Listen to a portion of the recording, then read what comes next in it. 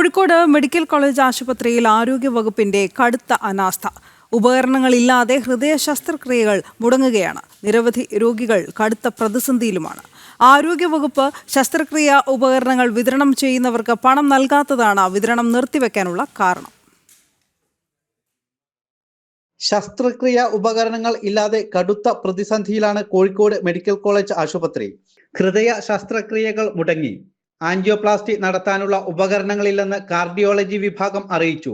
കോടികളുടെ കുടിശ്ശികയായതോടെ വിതരണക്കാർ ഉപകരണങ്ങളുടെ വിതരണം നിർത്തിയിരുന്നു. ഇതാണ് പ്രതിസന്ധി രൂക്ഷമാക്കിയത്. വിതരണക്കാർക്ക് നൽകാനുള്ളത് 200 കോടിയിലേറെ രൂപയാണ്.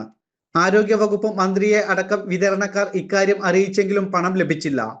മാസങ്ങളായി ലഭിക്കാനുള്ള തുക കുടിശ്ശിക ആയതോടെയാണ് വിതരണം നിർത്തിയതെന്ന് വിതരണക്കാർ അറിയിച്ചു. നൽകാനുള്ള പണം മുഴുവൻ നൽകിയാലേ ശസ്ത്രക്രിയ ഉപകരണങ്ങൾ വിതരണം നടത്തുകയുള്ളൂവെന്നാണ് വിതരണക്കാർ പറയുന്നത്. ഇതോടെ ഗുരുതരാവസ്ഥയിലുള്ള രോഗികൾ അടക്കം ബുദ്ധിമുട്ടാകുന്നുണ്ട്.